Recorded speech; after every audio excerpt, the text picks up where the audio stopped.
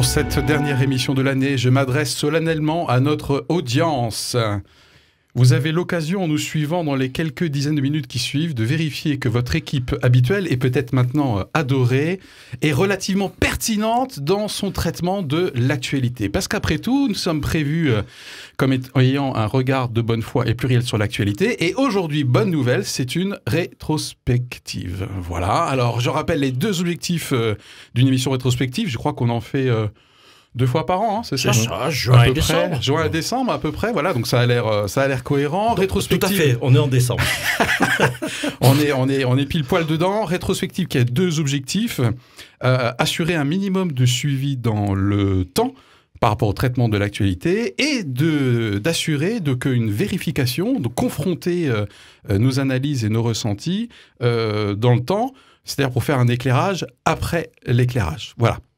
5 sujets par lesquels on va passer, peut-être pas de manière tout à fait équitable, du plus ancien au plus récent. J'espère que j'ai pas fait d'erreur. En tout cas, nos émissions depuis la fin de l'été. Donc l'été c'est terminé aujourd'hui, ça j'ai vu. La démission de Nicolas Hulot, est-ce qu'il est toujours présent quelque part? Ensuite, le prélèvement à la source is coming soon.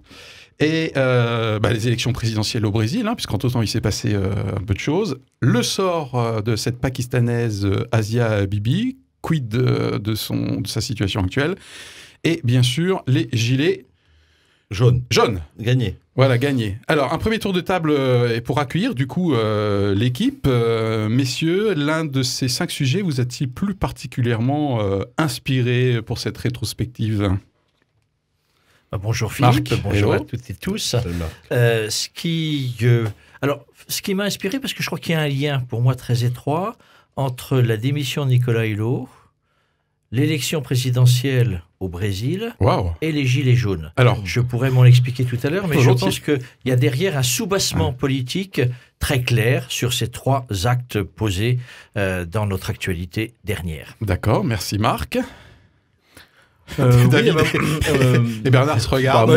Pas trop longtemps. L'actualité des Gilets jaunes m'a interpellé parce que c'est vraiment le genre de séquence assez imprévisible finalement. Ouais. Ça se déroule d'une façon qu'on avait du mal à imaginer. Hein. On se posait des questions d'essoufflement ou pas d'essoufflement. Voilà, c'est le cours de l'histoire qui se déroule devant nous. Le cours de l'histoire qui se déroule devant nous. Waouh. Bernard. Alors moi j'allais parler du Brésil.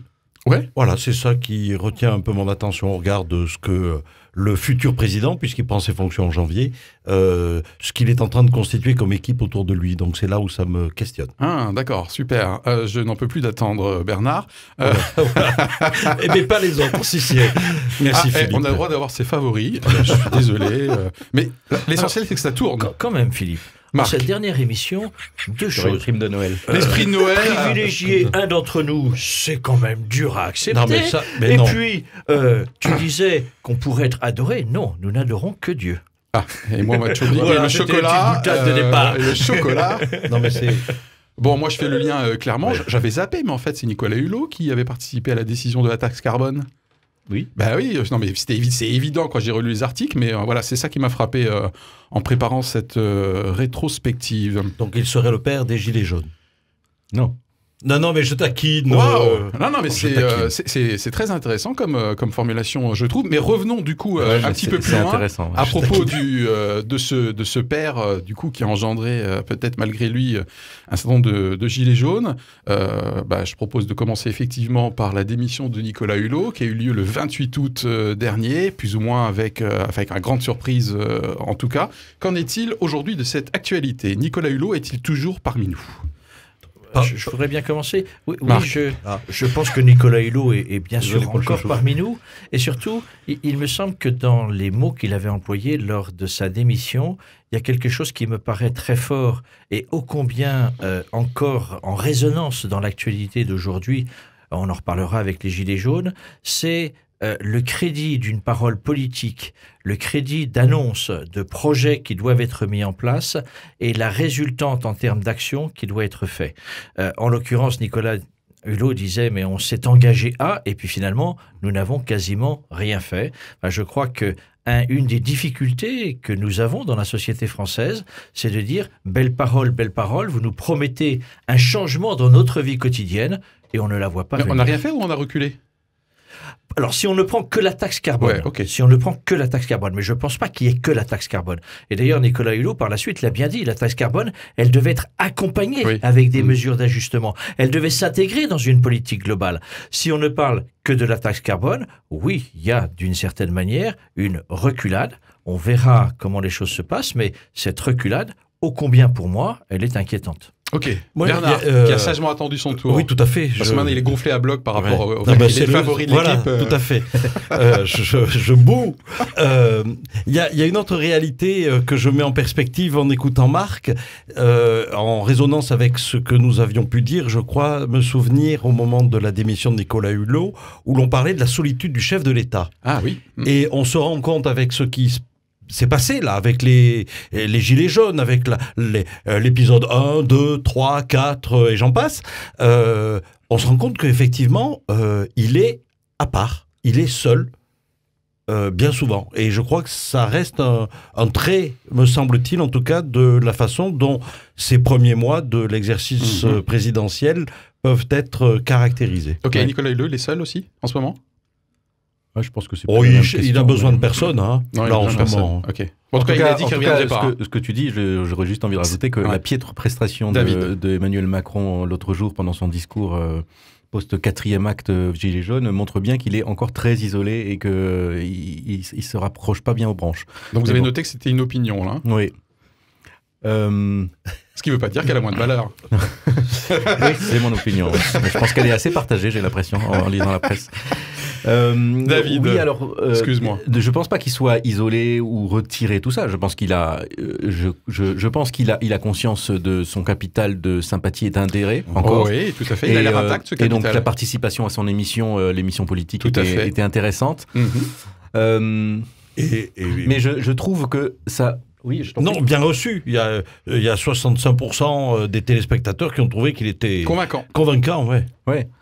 Oui, avec sa formule qui est qu'il faut mélanger, il faut allier les problèmes de fin de mois et les problèmes de fin du monde, hein, qui résume un petit peu sa pensée. Slogan qui a été repris sur maintes pancartes. Mais je trouve que c'est en fait allier le court terme et le long terme. Ouais. Et je trouve que ça illustre comme c'est compliqué, comme c'est très compliqué en fait de mettre une perspective de long terme parce que et d'en parler régulièrement et d'une façon positive parce que la taxe carbone effectivement a été votée quasiment en 2007. Suite au Grenelle de l'environnement, il y a eu cette décision et c'était quelque chose que Nicolas Hulot avait demandé avant même l'élection que tout le monde veuille l'adopter. En fait, c'est son pacte, je ne sais plus comment ça s'appelait, le pacte écologique. Et donc, ça faisait partie des mesures que, effectivement, beaucoup de gens écologistes défendaient. Mais on se rend compte d'une chose, c'est qu'entre le moment où on en discute, le moment où on la met en place, on la fait voter, tout ça, et le moment où elle commence à apparaître dans la fiche de paye ou dans le portefeuille des gens, il se passe un grand moment. Et là, il n'y a plus aucune explication. Et là, je pense que Nicolas Hulot finalement aurait fait les mêmes erreurs, même s'il était resté ministre. C'est est-ce qu'il aurait pris le temps de remettre en perspective en disant « Ah, il y a une mesure qui va faire. On va voir maintenant, on va la remettre en perspective. » Parce que sinon, elle arrive comme ça dans un pot. Les gens, comme Marc le faisait remarquer une autre fois, c'est-à-dire que en fait, on voit les choses qui nous touchent immédiatement et toutes les autres choses autour qui nous sont bénéfiques, mais qui nous touchent moins directement, eh ben on les voit pas. Et donc on voit tout comme une brimade, parce qu'il dit que ça aurait pu être évité du coup la crise des Gilets jaunes s'il y avait eu un peu cet accompagnement pour lequel il avait milité. Oui, c'est-à-dire que lui considérait que sur le budget, il aurait fallu mettre plus dans la convention sociale. Mais même si on avait mis plus, 2 fois plus, 3 fois plus, s'il n'y a pas cette explication, de toute façon, c'est mal ressenti. Okay. Et il est possible que Nicolas Hulot ne soit pas aussi imaginatif, parce que de toute façon, c'est pas un magicien. Hein. Donc, je suis pas sûr qu'il soit aussi imaginatif que ça pour savoir comment on annonce et on emmène une population de 60 millions de personnes dans un mouvement, dans une transition écologique. Je pense que ça nous interroge beaucoup. La question, David, me semble-t-il, mais c'est une question politique et sociétale qui moi, a tendance parfois peut-être à m'effrayer un petit peu. Je m'explique. Je crois que l'objectif, et c'est un objectif sur lequel je pense que tous les Français fondamentalement sont d'accord, il va falloir changer nos modes de vie pour pouvoir penser autrement le monde de demain et tenter, s'il est encore temps, et je pense qu'il est encore temps, de sauver notre planète. Une fois que l'on a dit ça, on s'aperçoit que dans la société telle qu'elle fonctionne aujourd'hui, dans les rapports humains que nous mettons en place, dans la souffrance aussi du quotidien, eh bien, être capable, ce qu'appelle le pape François, de se convertir, de penser autrement, de consommer moins, de peut-être consommer différemment, etc. Eh bien, ce que dit David est tout à fait juste. Dans l'immédiat, ça, c'est inacceptable. Nous, Français, considérons que on ne peut pas le mettre en place. Ben, je trouve que c'est dramatique, parce que derrière... Alors, il est difficile de ne pas faire le lien entre Nicolas Hulot et la campagne des Gilets jaunes actuelle, mais c'est quand même de se dire, est-ce qu'on peut dépasser nos attentes individualistes, c'est quand même fortement remonté, nos besoins personnels, avec une perspective collective, et cette perspective-là, est-ce qu'on est capable de pouvoir se mettre autour d'une table pour chercher, tu as tout à fait raison, David, sans doute Nicolas Hulot, pas plus que beaucoup d'autres, n'avait de recette miracle pour pouvoir y vivre. Ben, la recette miracle, elle ne peut se construire qu'ensemble, que d'essayer de trouver des voies qui puissent faire consensus dans l'avenir. Voilà, ça c'est pour moi une vraie question politique. Bon, et si on supprimait les privilèges du kérosène aérien? Parce qu'en fait, j'ai entendu une interview de Nicolas Hulot, il en reparlait, là, parce que c'est très concret quand même, non? C'est très concret. Par exemple, il y a des contraintes. La contrainte, c'est qu'il y a un accord international qui date des années 50, je crois, qui est un accord international, dont tout le monde ne peut pas s'en ressortir. Et donc ça, c'est un accord qui disait, on ne taxe pas, parce qu'à cette époque, il fallait propager vraiment le transport aérien. Et donc, cette exonération de taxes est un accord international dont on ne peut pas sortir si facilement. L'Union européenne milite pour qu'on rajoute des taxes là-dessus, mais n'a pour l'instant pas gagné. Ok, parce que ça crache vachement de bagnoles, ça, hein, l'équivalent de bagnole, non? Bon, c'est moins dangereux, c'est moins polluant en tout cas que le gasoil des bateaux. Les bateaux aussi, c'est pareil. Mais c'est 2% des émissions à effet de serre, le transport aérien. Ouais, il y a quelques posts sur Facebook parfois justement sur l'équivalent des bateaux. En fait, en l'occurrence, c'est pas le transport aérien sur les bateaux. Mais c'est pour le soufre. Les énormes cargos qui. Voilà. C'est la. Bon, juste un petit. Alors, je finis quand même pour que ce soit. Si tu lances une information comme ça, c'est que donc il y a cet accord international. L'Union européenne a essayé de rajouter la taxe, elle n'y a pas réussi. Donc la seule façon de faire, c'est de le mettre sur du national. Sur le trafic national, on peut le faire. D'accord. Simplement, si on le fait pas au niveau européen, sur tous les pays européens, ben, il suffit qu'ils fassent le plein dans le pays à côté et on a une distorsion de concurrence. Donc on voit que c'est pas si facile que ça. C'est comme la Hollande l'a mise en œuvre. C'est comme quand tu traverses le pont pour aller faire le plein de gasoil ou d'autres produits alcoolisés ou que tu peux vaporiser, tabagiques. Voilà.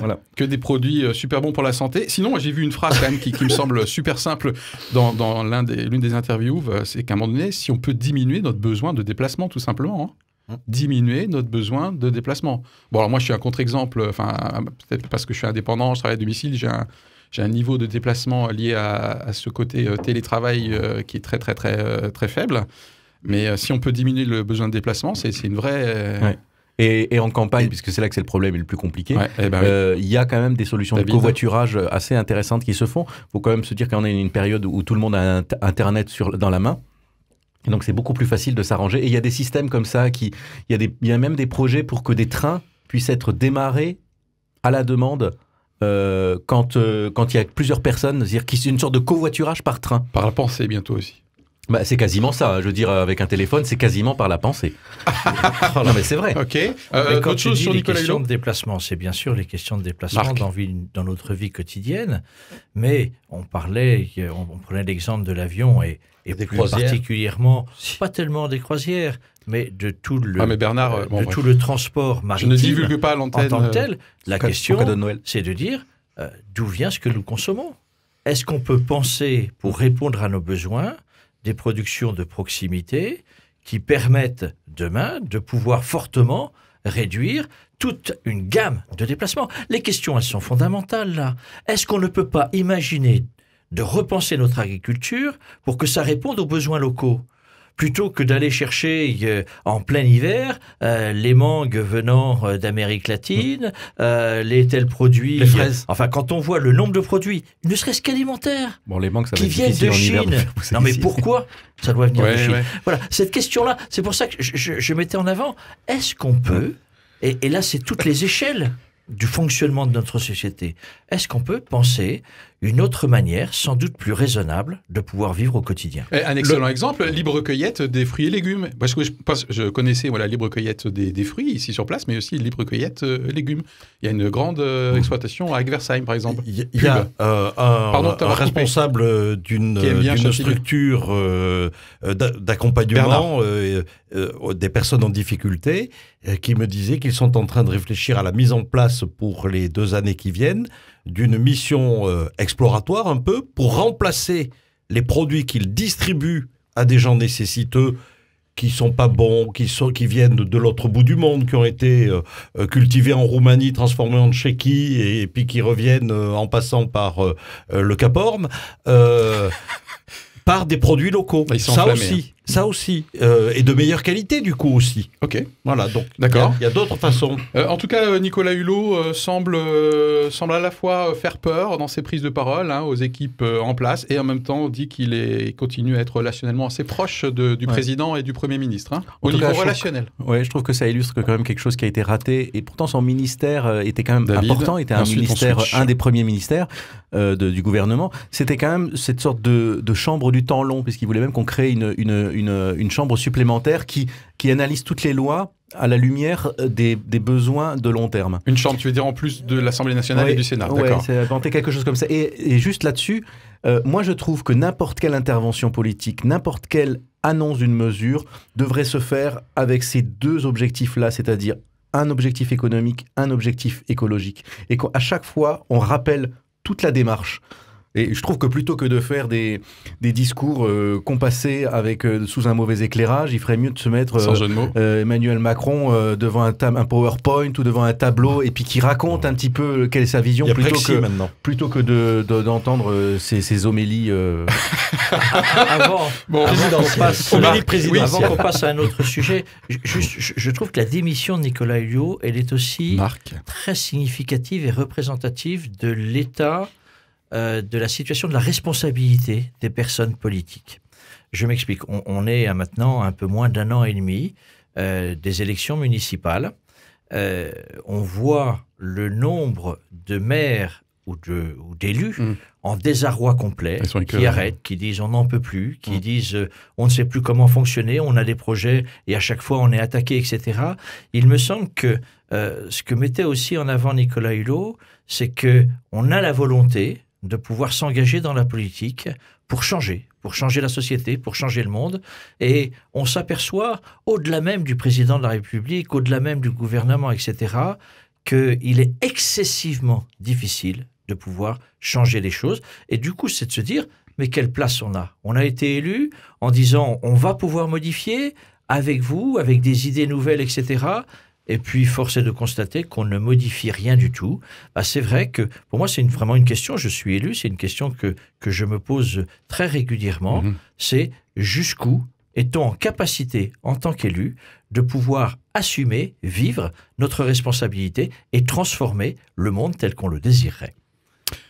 Deuxième sujet, alors pour le coup, c'est quelque chose qui est bien mis en place, et en tout cas dont la mise en œuvre est imminente, c'est bien sûr le prélèvement à la source. Alors, messieurs, concrètement, est-ce que le prélèvement à la source vous a déjà rattrapé? Vous l'avez vu quelque part? Sur ma fiche de paye de novembre, Bernard, déjà. Ouais. Donc tu fais partie de ces quelques millions de Français qui ont une fiche 80%. De paye, comment ils appellent ça? Préfigurative, je crois, pour nous préparer. Donc toi, tu as eu je fais mieux.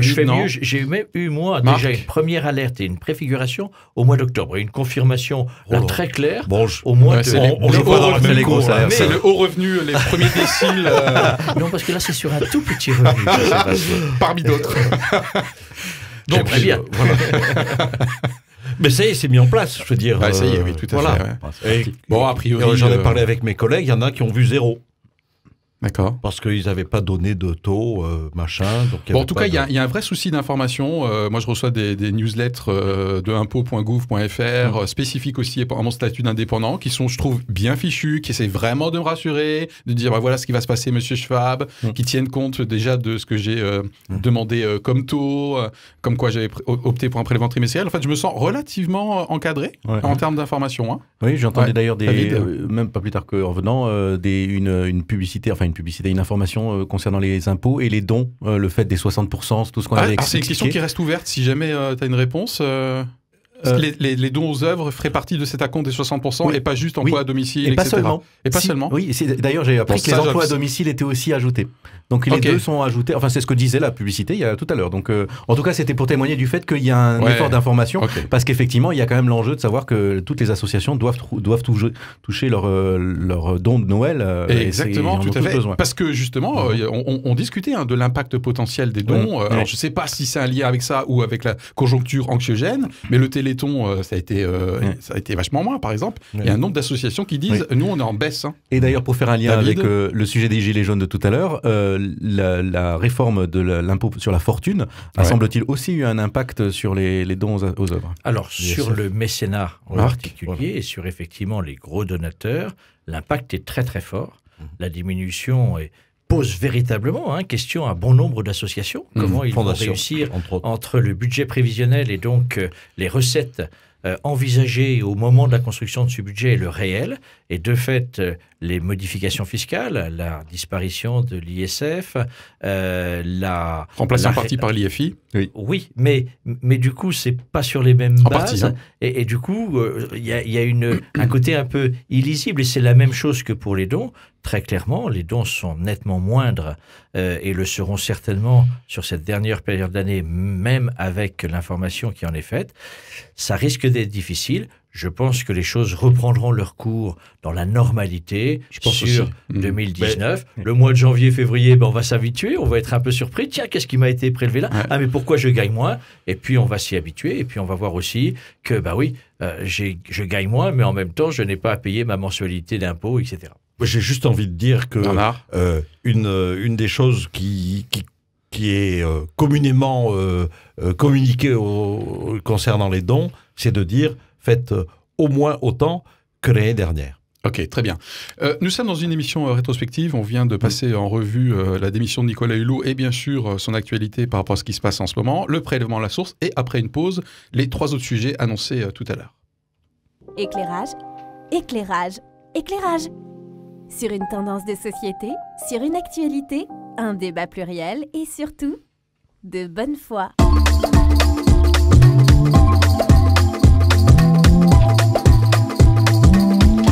Éclairage. Bienvenue à vous si vous nous rejoignez dans cette émission qui est une rétrospective. On balaye successivement des sujets qu'on a traités du plus ancien au plus récent. On vient de passer à travers, sans jeu de mots, la démission de Nicolas Hulot et sa présence encore aujourd'hui, le prélèvement à la source qui est imminent et pour lequel on est préparé, et 3 sujets encore.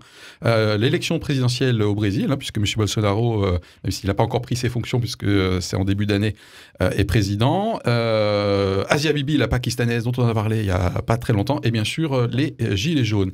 C'est parti pour le Brésil. Alors, je crois que Bernard, dans le tour de table initial, avait l'air très très chaud sur ce sujet. C'est le Brésil. Voilà. Juste, c'est vrai que depuis qu'il a été élu, on est face à un certain nombre de signes, on peut le dire comme ça, puisque pour l'instant, c'est juste des postures, ou en tout cas, il est en train de composer son gouvernement. Bon, il n'y a plus de coup d'État pour l'instant. Non, mais on voit aussi qu'il consulte, il a reçu des émissaires des États-Unis, il y a un fort rapprochement, semble-t-il en tout cas, entre Trump et Bolsonaro, en tout cas voulu, puisqu'il a été invité à aller rencontrer Trump. Oui. La composition aussi du futur gouvernement pose un certain nombre de questions, parce qu'il y a des anciens généraux. Il y a, oui, moi ça me préoccupe. En tout cas, je suis ça de façon assez attentive. D'accord, voilà. Ok. Au moment où nous faisions notre émission sur les élections brésiliennes, nous n'avions pas encore vécu le deuxième tour et j'avoue que j'espérais encore qu'il y ait peut-être un sursaut. Le sursaut n'a pas eu lieu, ou plus exactement, il y a eu consolidation de la victoire de Bolsonaro. C'est vrai que ça m'inquiète, ça m'interroge par rapport et au programme qu'il a énoncé, qui est un programme quand même de rejet d'un certain nombre de composantes de la population brésilienne, ne faisant pas partir d'une norme qu'il décide lui-même. M'inquiète par rapport à l'alliance, Bernard vient d'en parler, entre Trump et Bolsonaro, quand même deux composantes ô combien importantes du monde et qui remettent en question les accords internationaux. Je disais, il y a un lien étroit entre Nicolas Hulot, la transformation et la transition écologique, la taxe carbone. Eh bien, on le voit, c'est deux dirigeants brésiliens et américains qui disent tout ça, ça ne sert à rien, vous allez dans l'erreur, et un Trump qui s'inscrit dans la vie politique intérieure de la France en disant « Vous voyez, président Macron, c'est moi qui avais raison. Les décisions que vous prenez, c'est des décisions qui ne peuvent pas être acceptables. » Quand Marc n'apprécie pas quelqu'un, ça se voit, je vous garantis. Donc quand, ça s'entend aussi. Quand vous prenez une décision, ça montre bien que la COP21 et tous les enjeux qu'il y avait derrière n'étaient pas acceptables. Oui, je suis inquiet quand il y a des dirigeants comme ceux-là qui vont demain être à la manœuvre pour l'avancée de leur pays, mais aussi dans toutes les composantes internationales que cela constitue. Moi, j'étais pas présent pour l'émission sur Bolsonaro, donc j'avais pas trop travaillé le sujet, et je maîtrise pas forcément tous les éléments là-dessus sur le gouvernement, sur son programme et tout ça. Ça a l'air suffisamment effrayant pour que j'ai peur d'y rentrer. Mais je trouve qu'il y a un lien avec la question de la taxe carbone sur le pétrole. C'est qu'on a une grande dépendance alimentaire sur le Brésil. La plupart de l'élevage industriel est nourri avec du soja transgénique qui provient du Brésil. Et qui provient de la déforestation de forêts et des brûlis et tout ça. Et nous avons une dépendance à ça, donc une dépendance toxique, une dépendance délétère pour la planète, et dont nous ne savons pas comment nous défaire en maintenant un élevage industriel de cette façon-là. Et je trouve qu'il y a une convergence dans notre transition, notre conversion écologique, à savoir d'être beaucoup moins dépendant du pétrole et d'être beaucoup moins dépendant de l'élevage industriel avec toutes ces conséquences secondaires. Je veux dire, en mangeant de la viande industrielle, nous faisons élire un Bolsonaro de la même façon qu'en continuant à consommer du pétrole. Je vais couper ça après au montage, c'est pas possible. Et de la même façon que... Et de la même façon qu'en achetant du pétrole, nous continuons à donner de l'argent à des Saoudiens qui financent l'islam radical dans le monde entier. Alors c'est le moment des punchlines de David là, de l'émission. Je trouve qu'il est tout à fait en phase avec ce que disait Marc tout à l'heure par rapport à l'alimentation, les circuits courts. Pourquoi nourrir nos bêtes avec du soja qui vient du Brésil? Ok, mais ça augmente encore notre culpabilité. Là, non, mais c'est pas ça. C'est juste dire que c'est un effet, on le voit maintenant ça aussi, c'est des effets visibles. Ça, c'est des effets visibles. Il y a d'un côté le fait que de dépendre d'importation et le dépendre de la prédation de la terre a fait apparaître à un moment donné des monstres. Que ce soit des monstres populistes dans le monde entier comme un Trump, comme un Bolsonaro, ou des monstres idéologiques ou des monstres anti-société comme l'islam radical qu'on soutient d'une certaine façon quand on achète du pétrole. Ok, alors justement, je vais saisir parce que... Bernard? Non.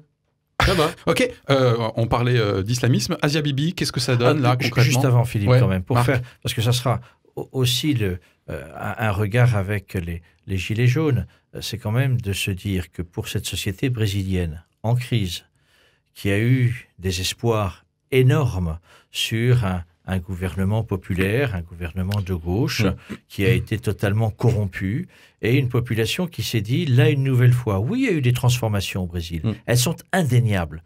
Et en même temps, ces dirigeants qui se voulaient exemplaires, ils ont été parmi les plus corrompus.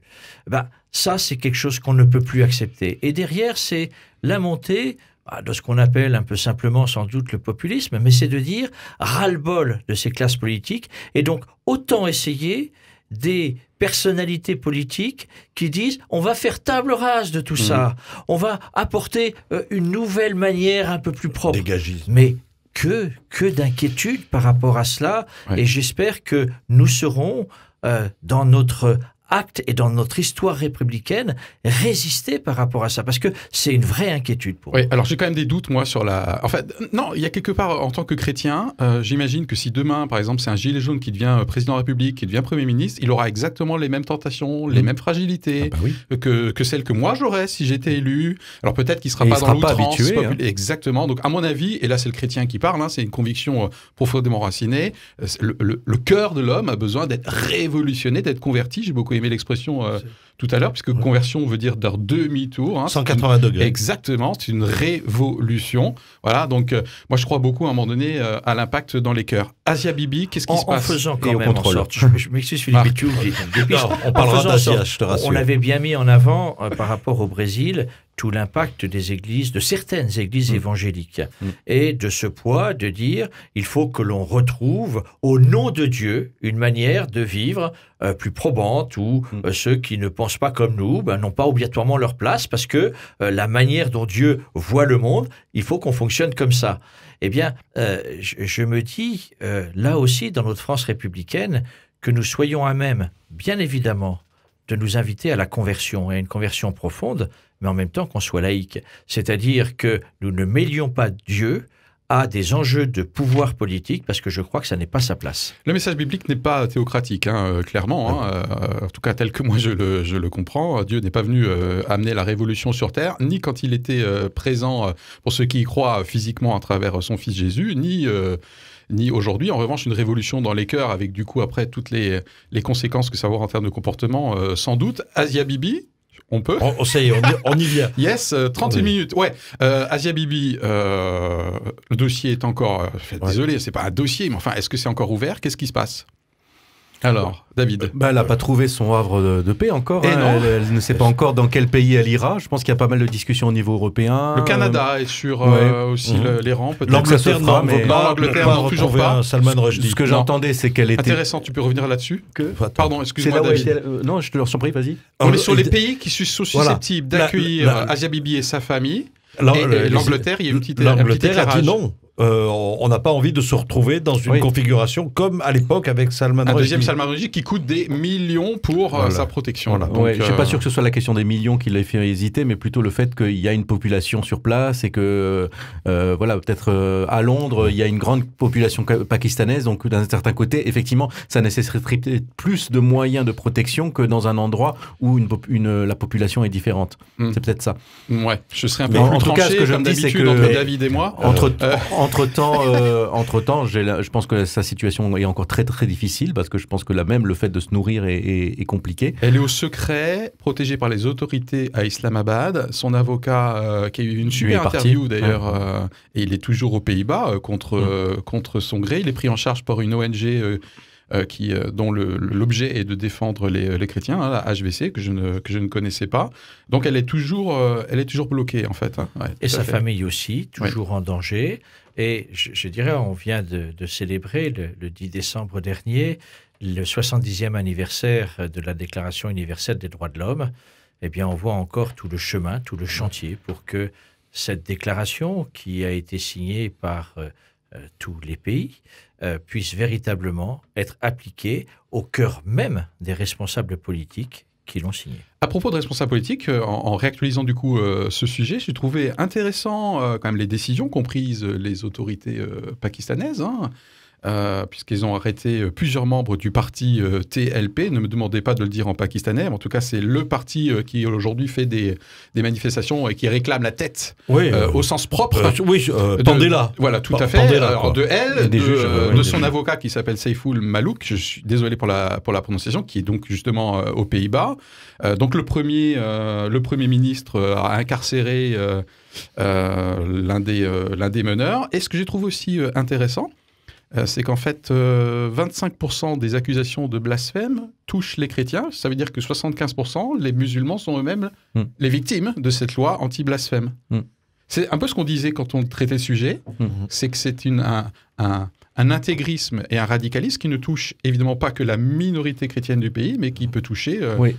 En particulier une minorité musulmane aussi, amanite, c'est-à-dire qu'il y a beaucoup de persécutions dans ce pays-là, de beaucoup de minorités, dont des minorités bouddhistes, hindouistes et musulmanes même. C'est donc un pouvoir, c'est quand même, c'est un islamisme sunnite qui est là, qui peut être, voilà, à partir du moment où ils s'estiment sunnites et devoir défendre les sunnites, ils vont être intraitables avec les chiites, et toutes les autres minorités musulmanes. Ça, c'est le conflit ancestral. Marc, quelque chose à dire sur Asia Bibi avant qu'on switch? Non, juste si on peut l'élargir et par rapport à ce que tu viens de dire, c'est vrai que dans tout ce qu'on vient de vivre ces 10 dernières années avec la montée de Daesh et semble-t-il aujourd'hui un retrait fort, eh bien c'est que dans les pays, les musulmans eux-mêmes ont terriblement souffert, soi-disant au nom d'un Dieu qui doit restaurer une société plus adéquate avec la pensée religieuse. C'est tout à fait ça. Bon, en tout cas, les 25% des accusations blasphèmes qui touchent les chrétiens, donc ça veut dire que 75% qui touchent d'autres religions, mais les chrétiens ne représentent quand même que 2% de la population pakistanaise. Donc ils sont proportionnellement, évidemment, surreprésentés, évidemment, la cible. Alors, juste, on peut rappeler que quand même... Ça tombe bien parce que je suis en train de respirer. Vas-y, respire. On peut juste rappeler, même si c'est un fait qui peut nous attrister, j'en conviens, que les premiers persécutés dans le monde, ce sont quand même les chrétiens, mais qu'il y a, comme on l'a dit tout à l'heure, d'autres phénomènes de persécution. On a pu évoquer, lors du cas d'Asia Bibi, d'autres populations. Tu parlais de ce qui se passe au Pakistan, on a pu mentionner ce qui s'est passé au Bangladesh avec l'arrivée des Rohingyas, on pourrait parler des Yézidis aussi, tous ces peuples dont on entend parler et qui sont victimes dans leur pays de persécution. C'est quand même quelque chose qui est là, quoi. C'est clair. Gilets jaunes, on termine. C'est le dernier sujet c'est le sujet qui a fait l'objet de la dernière émission Éclairage. Là, nous sommes dans une rétrospective. Bon, alors là, c'est chaud bouillant, hein, clairement. Je crois que potentiellement, il y a beaucoup de choses qui se sont passées depuis notre dernier éclairage sur ce sujet. Déjà, en interne, c'est-à-dire à l'intérieur du pays, qu'est-ce qui se passe? Est-ce qu'on a été pertinent dans notre manière d'éclairer le sujet la dernière fois, messieurs? On se posait la question de savoir si le mouvement allait s'essouffler, faute d'organisation et tout ça. En fait, je pense qu'il s'est cherché, il a beaucoup expérimenté, mais de toute façon, il a interpellé le pouvoir d'une façon qui était incontournable, du fait qu'il y a eu une mobilisation 4 samedis de suite, 4 semaines de suite, avec quand même aussi, au cours de toutes les journées, des blocages de ronds-points en permanence, des entrepôts et des commerces qui étaient bloqués quand même assez durement. Hors micro, tu parlais d'épuisement à un moment donné, hein. D'épuisement à la fois des forces de l'ordre et du commerce en général. Commerçants, oui. Effectivement, je pense que c'est une difficile fin d'année pour eux. Et je pense que eux se prennent les taxes en même temps que les trucs. Bon, voilà, ça c'est la dureté d'un combat ou d'une grève. Hein. Je pense que c'était, enfin voilà, quand il y avait la grève de la SNCF, c'était pareil aussi. Juste dire. Ce qui n'a pas été forcément vu, c'est le degré de violence qu'il y aurait de la part de mouvements, alors qui sont distincts des Gilets jaunes, mais quand même qui sont nourris par la colère de ce mouvement des Gilets jaunes, qui est quand même parti d'un ras-le-bol. Et donc, ce ras-le-bol aspire une colère plus forte encore, jusqu'à amener des gens qui sont là vraiment pour casser, pour piller, bon ça, des opportunistes, il y en a toujours, mais aussi pour créer un climat insurrectionnel. Et là, on voit même sur les réseaux sociaux vraiment des choses qui tendent à essayer de justifier le fait qu'il faut faire une insurrection, qu'il faut renverser le pouvoir. Et là, ça, c'est très inquiétant. Et je pense que ça a dépassé même les Gilets jaunes. Et je crois que tout le monde s'est dit, là, il faut qu'on arrête, il faut que les gens rentrent chez eux. Quand je vois les lycéens, enfin, mon fils me raconte là un peu. Hein, Oui, mais là, il y a c'est de la violence qui sort, c'est des bourgeonnements comme ça de violence un petit peu partout qui se désinhibent. Mais au-delà de ça, parce que je pense pas que les lycéens soient vraiment dans une volonté insurrectionnelle, mais au-delà de ça, il y a un mouvement organisé, enfin assez organisé, pour essayer de créer une insurrection, de provoquer des élections et tout ça. Donc il y a antidémocratique. Même pas 5 minutes. Alors on parle des Gilets jaunes, mais je sais pas si vous avez entendu parler des foulards rouges. C'est la mobilisation des gens qui trouvent que ça commence à bien faire, les Gilets jaunes. Et on commence à avoir, alors on n'y est pas encore, mais quand on lit un certain nombre d'articles, qu'on réfléchit et qu'on regarde un petit peu tout ça, en mai 68, il y a des gens qui ont marché pour soutenir le général de Gaulle. Là, aujourd'hui, il y a des gens qui commencent à arborer un foulard rouge pour dire stop. C'est une question, est-ce que Macron a des soutiens aujourd'hui? Alors, pas forcément en tant que personne, mais en tant que même rôle dans sa fonction.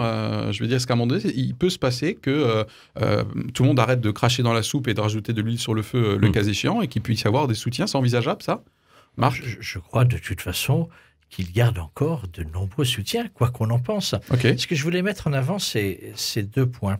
Un, le jeu médiatique. On disait lors de notre émission la dernière fois l'impact d'un mouvement porté par les réseaux sociaux, avec tout ce que cela implique comme désorganisation d'une certaine manière, comme individualisme et comme incapacité de pouvoir faire porter des porte-paroles, donc une organisation qui puisse rentrer en dialogue.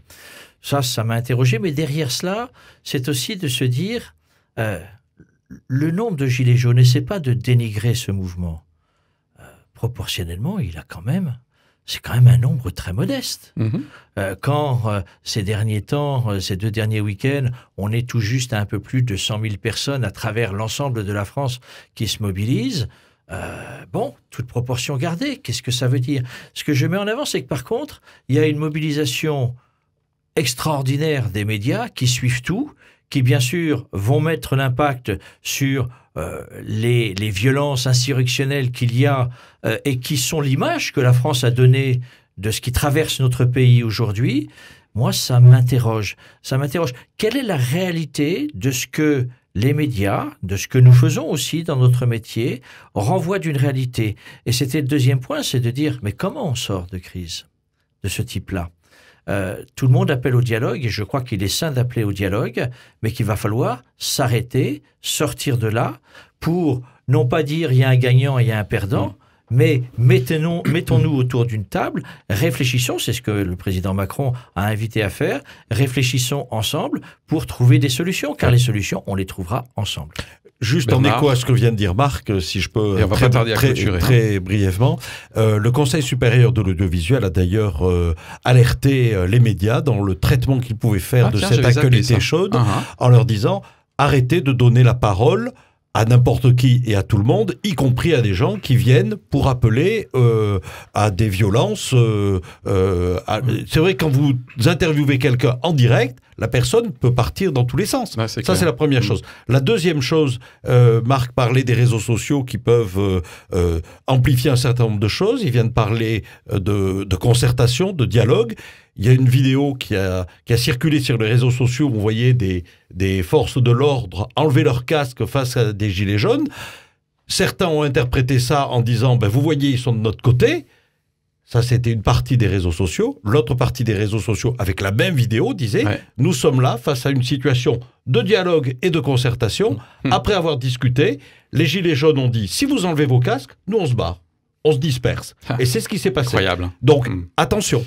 Moi, j'encourage vraiment nos auditeurs, ceux qui nous regardent, à multiplier les sources d'informations avec celles qu'on a. C'est une vraie question. Personnellement, moi, je me balade de l'Humanité à Libération. Je lis Valeurs Actuelles aussi. Je lis beaucoup Le Monde, toujours en ligne, pour essayer au moins d'avoir un tout petit peu de croisement de l'information. Pitié. Moi, je me dis souvent, David, je vois des partages sur Facebook qui sont faits pour partager une émotion plus qu'une information. C'est-à-dire qu'en fait, on partage quelque chose dont on n'a pas besoin de vérifier l'authenticité, puisqu'en fait, il porte notre émotion. Mais c'est très problématique parce que ça donne du crédit à des informations qui peuvent être fausses et donc qui donnent un brouillard complet après dans notre analyse. Je voulais juste dire... zut, j'ai raté le morceau. C'est ma faute parce que en même temps j'ai... David et l'inspiration... Oui, voilà, ce que je voulais dire, c'est que... moi aussi, ça m'a agacé un petit peu, avec mon esprit critique, analytique, machin, de voir des gens défiler comme ça avec leurs gilets jaunes et dire parfois des brèves de comptoir, quoi. Ça m'a agacé et j'avais plus envie de regarder. Et puis tout d'un coup, je me suis dit, mais quand même, en fait, ces gens-là n'ont jamais l'occasion de parler à la télé. Donc, on n'est pas obligé de les... C'est intéressant, le recul. On n'est pas obligé de les interpeller comme des experts de la situation politique. On peut les laisser parler.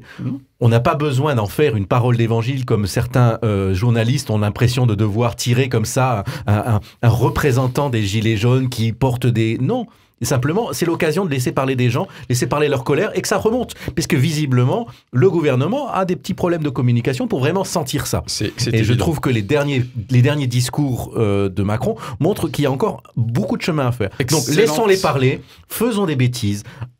Allons loin je veux dire, laissons les choses se faire et n'essayons pas de les bloquer. C'est ce que j'essaie de me dire à moi-même. Hein. Parce que j'aurais envie de dire, bon allez, on essaye de remettre des gens qui analysent et tout ça. Non, on a trop de gens qui analysent et pas assez de gens qui partagent et qui témoignent. Je propose un dernier tour de table. Comment vous voyez votre degré d'espérance là, par rapport à l'actualité récente, à l'intervention de M. Macron? Il y a eu des annonces précises et des chantiers, y compris de consultation, etc., de proximité avec le terrain. Dernier tour de table sur votre degré d'espérance là, pour le début d'année qui s'annonce. Eh bien, moi, mon degré d'espérance, c'est ce que nous allons vivre dans quelques jours, c'est Noël. C'est la venue de celui qui est justement le cœur d'une espérance, une lumière dans nos vies. Et je crois que dans un monde aussi difficile, je ne peux pas passer sous silence la tragédie que traverse notre capitale de l'Europe qu'est Strasbourg. Eh bien, essayons de trouver, avec une trêve de paix, essayons de trouver dans cet enfant, au milieu des plus pauvres, l'espérance et la lumière de notre vie demain. On est sur un tour de table. Un tour de table, oui. Alors, après ce que vient de dire Marc, auquel je souscris amplement avec tout ce que ça peut vouloir dire, de décalage par rapport justement à cette actualité, j'ai envie de baser mon espérance sur la capacité aussi que peuvent avoir des gens qui ont des convictions fortes, y compris chrétiennes, de diffuser autre chose dans la société par leur attitude, leur comportement. On parlait de ces responsables politiques qui pourraient prendre le pouvoir ou être au pouvoir et qui pourraient être interpellés par des situations où ils pourraient prendre pour eux. Voilà. Ok. David ? Moi, je suis assez positif, je pense, en général, et je crois que il y a des choses qui se sont faites qui laisseront une trace dans l'histoire et dans la tête de notre président, qui est un jeune président, qui a beaucoup de choses à apprendre, et j'espère que ça va le forger un petit peu, et que ça en fera un meilleur président. Je crois qu'on doit tous souhaiter ça. Et je pense aussi que ça illustre bien cette parabole du Samaritain et du prochain, de voir qui est notre prochain. Et de temps en temps, on n'imaginait pas, mais tout d'un coup, le prochain nous apparaît. Si c'est pas sur le chemin, c'est devant notre télé ou dans notre journal, et on peut pas faire semblant de ne pas le voir. Et ces gilets jaunes sont en fait des prochains qui sont là, et qu'on avait bien envie de ne pas voir, préoccupés qu'on était de l'importance du changement climatique et tout ça. Et pour ma part, malgré les douleurs, et notamment liées à l'actualité de notre capitale alsacienne, effectivement, je reste plein d'espoir, alors à la fois par rapport à mon expérience personnelle, c'est ce que je me disais en venant à l'émission, mais également parce que je pense qu'au-delà des mesures concrètes qui ont été annoncées, je crois sincèrement qu'il y a des chantiers de refonte, y compris de la représentativité démocratique, qui sont en tout cas dans les tuyaux, et j'espère que ça va suivre. Messieurs, merci pour cette rétrospective. Merci. On se quitte pour cette année avec notre formidable audience, qui du coup pourra juger de notre pertinence, et on finit avec des verres, c'est super. Allez, à bientôt pour une nouvelle émission. Joyeux Noël. Joyeux Noël. Au revoir.